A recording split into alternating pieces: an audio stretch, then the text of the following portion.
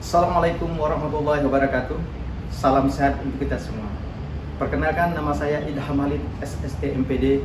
Saya merupakan dosen tetap di program studi kesehatan gigi program Diploma 3 jurusan kesehatan gigi Poltekkes Kemenkes Jambi. Dalam video ini saya akan menunjukkan pernyataan diri sebagai dosen dalam unjuk kerja Tridharma Perguruan Tinggi bidang pengajaran. Salah satu mata kuliah yang saya ampu adalah mata kuliah media komunikasi. Dalam video ini saya akan menjelaskan beberapa hal mengenai mata kuliah media komunikasi yang terdiri dari deskripsi mata kuliah, capaian pembelajaran, materi perkuliahan, sistem pembelajaran dan metode pembelajaran, serta interaksi dosen dan mahasiswa melalui metode delivery, interaction, dan assessment. Di mana mata kuliah yang saya ampu ini dalam pengajaran yang berbobot 2 SKS, di mana terdiri dari 1 SKS pembelajaran teori dan 1 SKS pembelajaran praktik. Deskripsi mata kuliah media komunikasi yaitu mata kuliah ini merupakan mata kuliah teori dan praktik, diharapkan mahasiswa mampu memahami konsep dasar perencanaan, pembuatan dan penggunaan media dalam melakukan komunikasi perawatan gigi, terutama pada pelaksanaan pendidikan kesehatan gigi. Adapun capaian pembelajaran mata kuliah ini adalah yang pertama, mahasiswa memahami tentang teori dasar komunikasi. Kedua, memahami perencanaan desain media komunikasi yang visual yang digunakan untuk promosi kesehatan gigi dan mulut, media poster, flip chart, cerpen, modul, dan video pembelajaran. Ketiga, mampu memahami media visual yang diproyeksikan dan jenis-jenis media yang diproyeksikan. Setelah mengikuti mata kuliah media komunikasi ini, mahasiswa diharapkan pertama, memahami teori dasar media komunikasi. Kedua, memahami macam-macam media komunikasi. Ketiga, mampu merencanakan atau mendesain media komunikasi visual yang digunakan untuk pendidikan ataupun promosi kesehatan gigi. 4. Mampu memproduksikan media komunikasi yang digunakan untuk pendidikan atau promosi kesehatan gigi. Dan kelima, mampu memanfaatkan media komunikasi dalam pendidikan atau promosi kesehatan gigi. Materi pembelajaran mata kuliah media komunikasi ini adalah untuk mencapai learning outcome mata kuliah media komunikasi. Bahan kajian materi yang dipilih meliputi antara lain, pertama adalah perencanaan desain media komunikasi visual yang digunakan untuk promosi kesehatan gigi dan mulut, media poster, media flip chart, media cerpen, modul, dan video pembelajaran. Kedua, pengertian dan jenis-jenis media visual yang diproyeksikan. Ketiga, perkembangan media yang diproyeksikan, slide proyektor, opak proyektor, proyektor transparansi, hingga LCD. Keempat, jenis film dan media pembelajaran. Kelima, radio dan televisi. Keenam, media sosial. Ketujuh, internet. Delapan, penggunaan multimedia komputer dalam proses pembelajaran. Kesembilan, macam-macam pemotretan dalam pembelajaran. Sistem pembelajaran pada mata kuliah ini berfokus pada student center learning. Di awal pertemuan dilakukan review pembelajaran yang mana fungsinya untuk mengingat kembali materi pembelajaran sebelumnya sebelum memasuki materi selanjutnya. Pembelajaran di kelas ini melalui kuliah interaktif, ceramah, small group discussion, simulation, dan refleksi. Untuk small group diskusi, saya membagi penugasan beberapa topik kepada mahasiswa untuk mencari topik tersebut baik penelusuran melalui literatur, kepustakaan, dan media online. Digunakan untuk mencari topik menarik untuk menjadikan bahan diskusi terkait materi perkuliahan. Kemudian dengan membuat makalah, maka diharapkan mahasiswa berperan aktif dalam proses pembelajaran. Makalah dipresentasikan dan disertai dengan diskusi tanya jawab sebagai bentuk interaktif dalam pembelajaran. Tugas yang dibuat diberi penilaian dengan bobot pertama, kualitas makalah atau hasil kajian itu 20%, ketepatan isi dengan kelengkapan referensi itu 20%, kualitas penggunaan bahasa itu 10%, kemudian kualitas presentasi visual dan oral itu 20%, kemudian kemampuan komunikasi menjawab pertanyaan itu 20%, dan kerjasama etika kejujuran itu adalah 10%. Selain perkuliahan secara tatap muka atau luring, saya juga menjalankan perkuliahan dengan beberapa saluran komunikasi yang saya gunakan, yaitu Zoom Meeting ataupun Google Meet. Bentuk interaksi lain juga dengan menggunakan WhatsApp grup kelas untuk diskusi kelas terkait kendala-kendala selama proses pembuatan tugas dan perkuliahan. Pelaksanaan asesmen dalam pembelajaran. Untuk asesmen dilakukan di tengah semester atau UTS, dan di akhir semester itu ujian akhir semester atau UAS, ditambah nilai penugasan, kehadiran, dan sikap. Selanjutnya saya akan menampilkan proses pengajaran yang saya lakukan pada mata kuliah media komunikasi secara tatap muka, langsung di kelas, dan praktik di laboratorium media komunikasi. Baik, Assalamualaikum warahmatullahi wabarakatuh. Waalaikumsalam warahmatullahi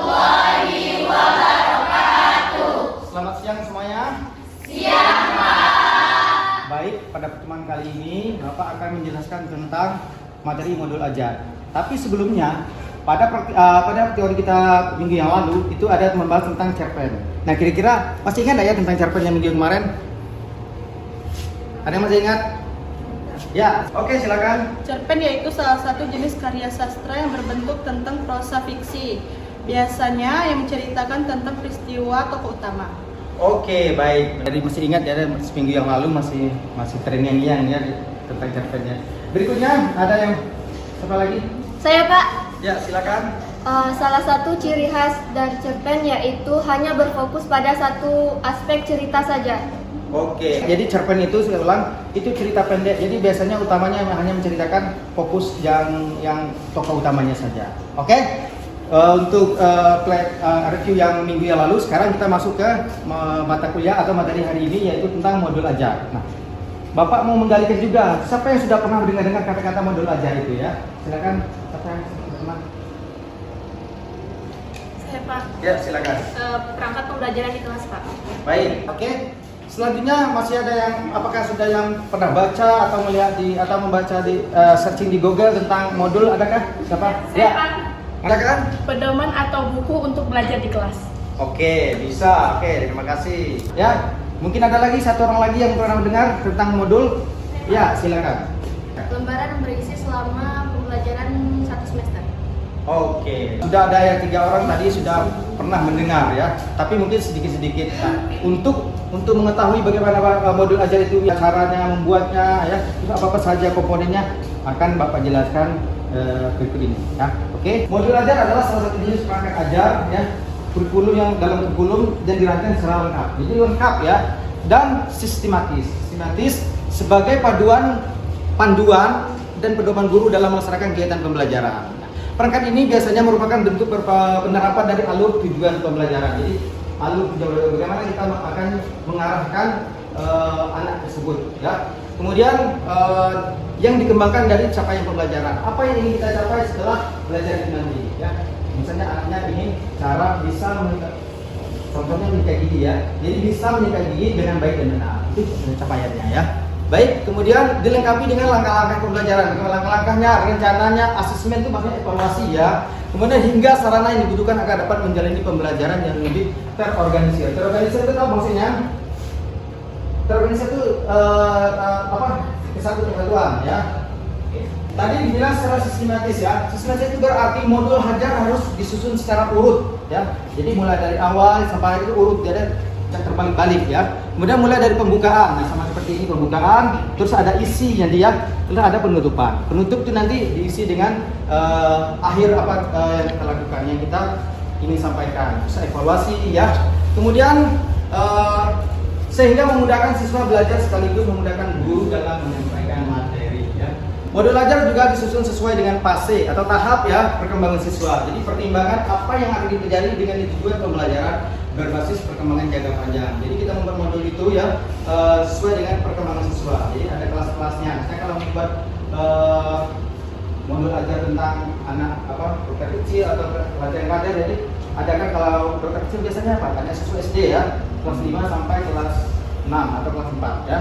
Kalau pelajaran kader biasanya ibu-ibu kader pusat itu umurnya biasanya ada 20 sampai 25 ya. Baik. Selanjutnya komponen modul ajar. Penyusunan komponen modul ajar itu dapat disesuaikan dengan kebutuhan guru ya. Jadi sesuai dengan kita nanti kalau kalian nanti akan terjun nanti pada saat PKL ataupun kalian sudah bekerja akan membuat modul ajar untuk pelatihan guru kelas, untuk dokter kecil atau kader posyandu ya. Jadi ada di situ di dalam bagian informasi umum terdapat komponennya. Ada judulnya ya, judul modul ajar, jenjang pendidikannya, misalnya jenjang pendidikannya apa? SD atau SMA ya, atau TK gitu ya. Pemilihan fase dan kelas, kemudian pemilihan mata pelajaran atau materinya, deskripsi umum modul ajar, dan identitas penulisnya atau yang membuat modul ajar itu. Oke. Tujuan pembelajaran dari keseluruhan modul ajar itu, kemudian ada alur tujuan pembelajaran. Nah, detailnya ada total alokasi jam pembelajaran. Jadi kalau kita membuat modul ajar itu ada waktunya. Ya, misalnya kalau waktu di luar nih 15 menit. Jadi alokasi tidak boleh lebih ya. Atau tidak boleh kurang, boleh tidak boleh lebih. Jadi ada alokasinya membuat penyuluhan 15 menit. Dan sasarannya siapa, materinya bagaimana. Kalian sudah pernah yang membuat penyuluhan ya? Untuk materi apa? Sampel ya. Seperti itulah. Tapi ini lebih lengkap, lebih banyak dibandingkan sampel itu hanya ringkas saja ya. Nah ini detailnya ya. Alokasi jam pembelajaran JP atau per pertemuan. Jadi per pertemuan itu misalnya sekali pertemuan 30 menit misalnya ya. Kemudian rincian kegiatan pembelajarannya adalah tujuan pembelajaran, ada indikator keberhasilan, ada pertanyaan pematik ya. Nah pertanyaan pematiknya apa? Atau pertanyaan pematik itu biasanya adalah pertanyaan yang kita buat sendiri, itu hal yang penting. Jadi pertanyaan itu pertanyaan harus kita tanyakan kepada siswa karena itu penting ya. Baik, kemudian daftar lampiran materi pendukung, ada langkah pembelajaran, ada rencana asesmen. Rencana asesmen itu maksudnya rencana evaluasi, rencana diferensiasi atau rencana pembelajaran yang sesuai dengan kebutuhan siswa. Kemudian lampiran materi pendukung terdiri dari referensi tahu, data pustaka ya. Kemudian media pembelajaran, lembar kerja, latihan, asesmen dan instrumen refleksi. Nah, ini kriteria modul ya. Ada beberapa, ada 5 ya kriteria modul ajar ya. Yang pertama ada esensial ya. Esensial itu bersifat esensial, artinya pemahaman konsep dari setiap mata pelajaran itu bisa diambil dari pengalaman belajar siswa ya. Dan atau dari lintas disiplin. Kemudian menarik. Nah, harus menarik modulnya. Kalau tidak menarik, tidak tertarik, orang tidak mau membaca modul kita ya. Kemudian bermakna dan menantang. Menantang itu ada mungkin ada pengetahuan yang baru di situ di dalam itu ya. Kemudian relevan atau kontekstual, jadi relevan sesuai dengan modul ajar terhubung dengan pengetahuan pengalaman yang dimiliki oleh siswa sebelumnya ya. Jadi kalau dia belajar tentang kesehatan gigi mulut sebelumnya sudah dapat juga mungkin tentang cara menggigit gigi, ada materi tentang karies gigi, ada tentang kalkulus ya. Jadi itu maksudnya kontekstual ya. Kemudian penyajiannya harus penulisan modul ajar itu sebaiknya menggunakan bahasa yang baik, bahasa yang mudah dimengerti, mudah dipahami ya.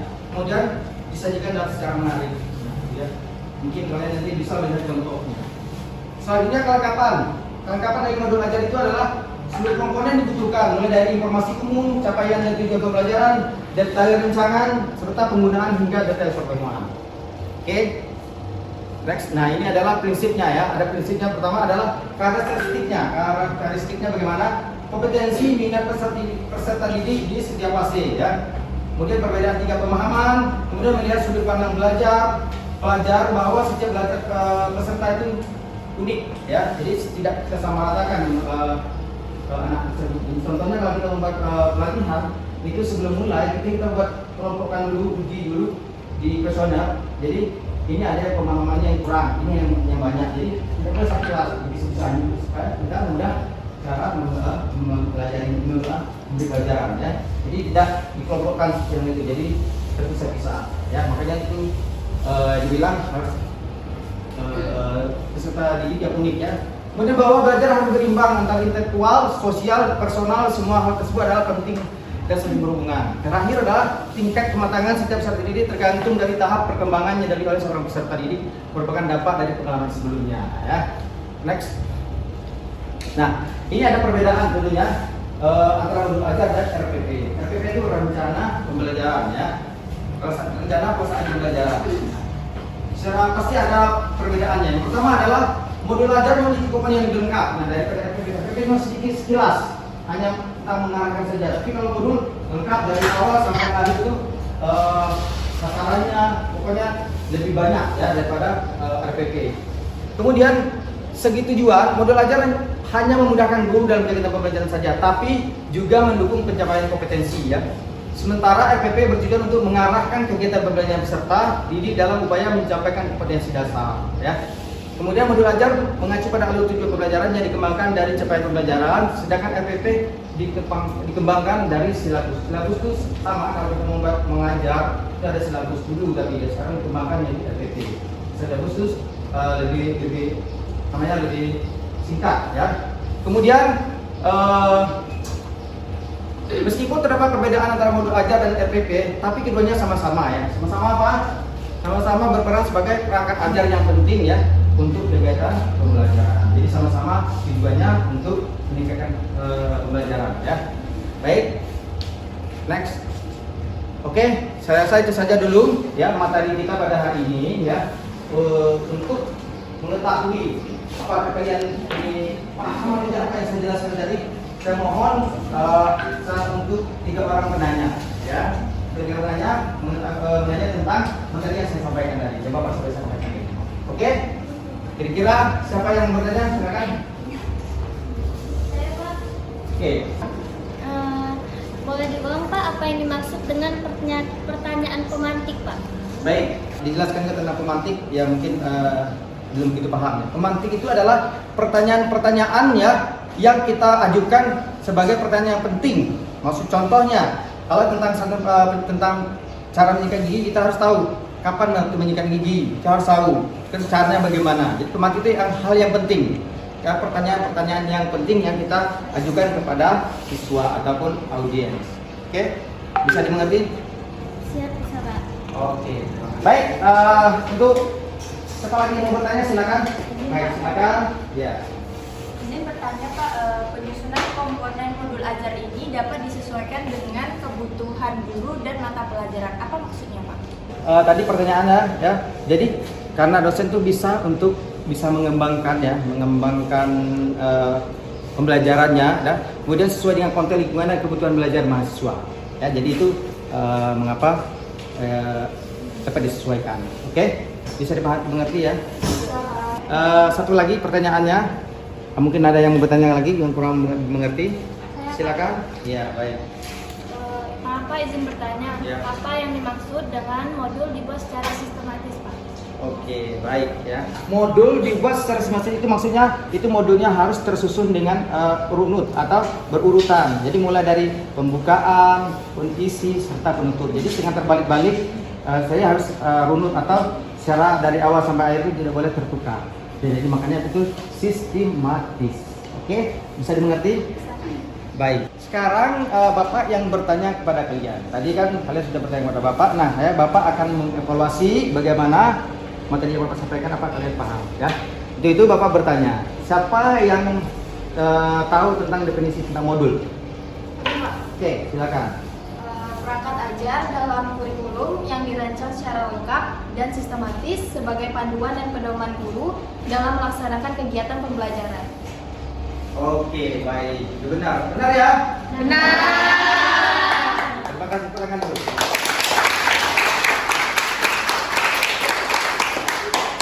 Baik, untuk pertanyaan kedua ya, Bapak akan bertanya tentang apa kriteria daripada modul tersebut. Siapa yang bisa? Ayo. Saya, Pak. Oke, silakan. Yang pertama itu ada esensial, menarik, bermakna, menantang, relevan, dan kontekstual, penyajian, dan kelengkapan. Oh, betul sekali. Tepuk tangan yang meriah. Beriau,